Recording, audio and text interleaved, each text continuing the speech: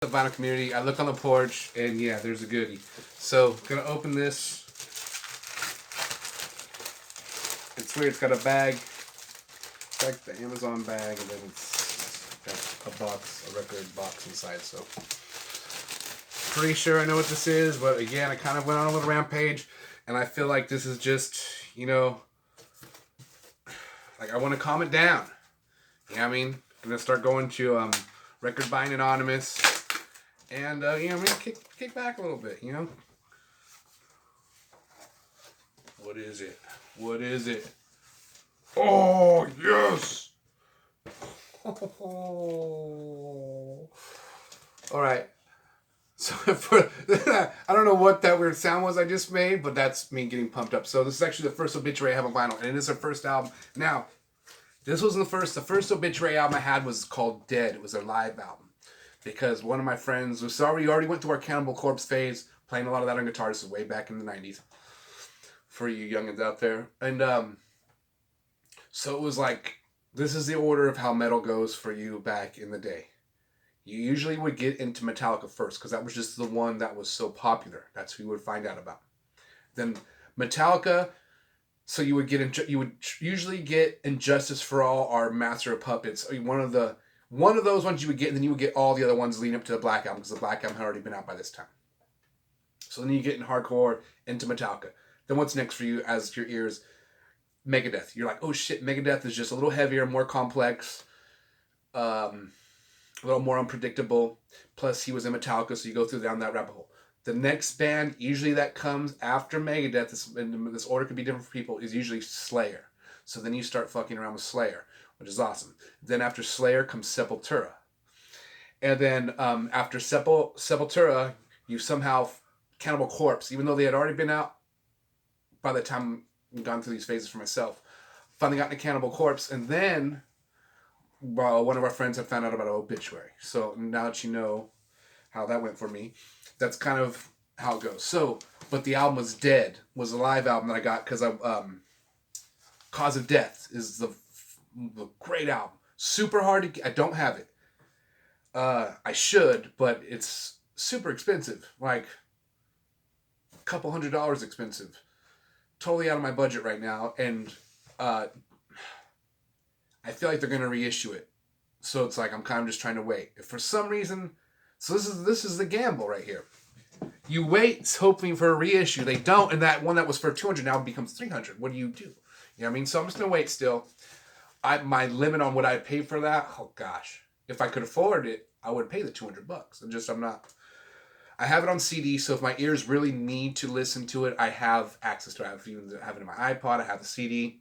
But so the Dead album, I think I can get the live one. I've seen some copies on Discogs, I think. So World Demise, another one that was, but the one that was easy to get, they had a lot of copies of this on Instagram, on Amazon still. So I highly recommend getting this. It was for a good deal. It's like $28.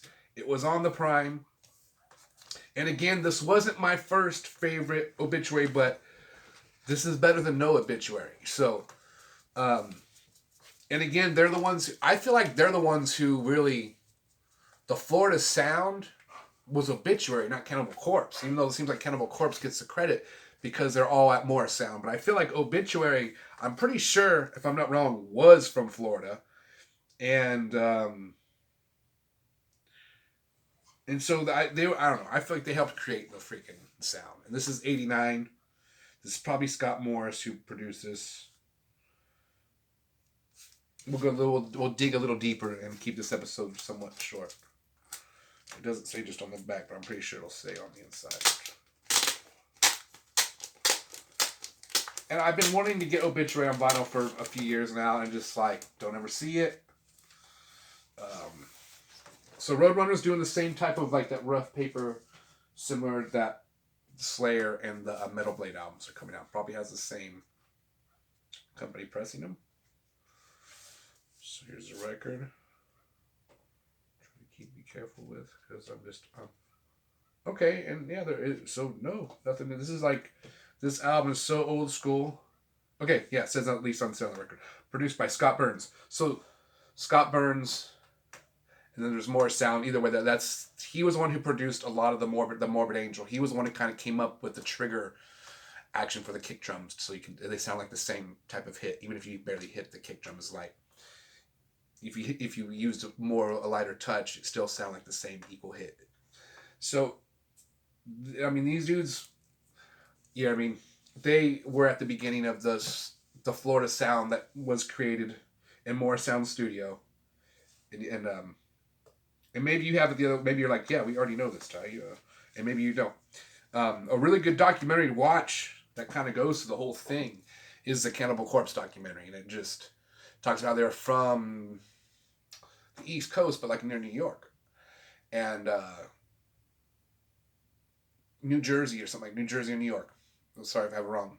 But then they came down to Florida because they were just going back and forth and recording so much. They ended up moving to Florida. Cannibal Corpse did, and they became part of the death metal scene. They said it wasn't so much like there was a bunch of clubs with death metal happening. It's just a lot of bands involved to live there so they could be closer to More Sound Studio. And so I'm stoked. The one thing like that I point out, all these death metal bands had killer musicians. The guitar player is straight ripping, and that's why you as a musician, you're whatever age you're at. But for us when we were younger, it evolved, like I said, from Metallica, Megadeth, Slayer, and then you go into Sepultura, and then usually Cannibal Corpse, and you get into Obituary. And again, this is before the internet, so I mean, it was word of mouth. That's how you found out about these bands for myself. So like, I remember my friend was like, "Dude, Obituary." The thing that was distinct about Obituary, he had a distinct vocals, more like I don't want to say like it's like how there's mumble rap. He created mumble metal singing. I'm really like where Cannibal Corpse, Chris Barnes was more like punchy. You guys are laughing at me because I'm trying to do death metal here. Where what's his face from Obituary, the singer, John Tardy was like. Now that's a horrible version. Okay, that's literally how it's more of like he rolls the words together. Again, I call it mumble metal, but it's a great style of singing. The band's killer. So yeah, I went off on Obituary for probably long enough now. But it just brings back a lot of memories. They were like the ones who they do this bar chord, where like if you're doing a power chord starting on the A string anywhere in the fret, they would bar the low E beat above that. And and do a lot of and it seemed like they would use both the neck pickup or both pickups. So it seemed like a lot of metal bands would use the bridge pickup. If you listen to them, it sounded like they were using a lot of the neck pickup. So it was just kind of like they had they had their own sound, guitar wise. The singer had a unique way of singing that was different than other death metal heads. So, anyways. Go check out Obituary if you haven't. But the album I highly recommend. This is good. This is their first album. Realistically, this album I've listened to quite a few times, but not a bunch of times like I have to Cause of Death, which that's like their Reign in Blood, so to speak, almost. Check that one out. But I mean, the logo's cool artwork. I mean, for being a death metal band, you gotta have that. Their pictures like fucking you can't even see. We're too cool. You don't got to see our faces.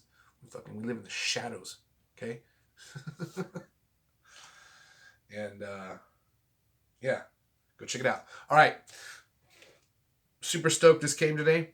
So now I'm gonna go spin this. Later, guys. Stay positive and play out some vinyl. See you next time. Bye.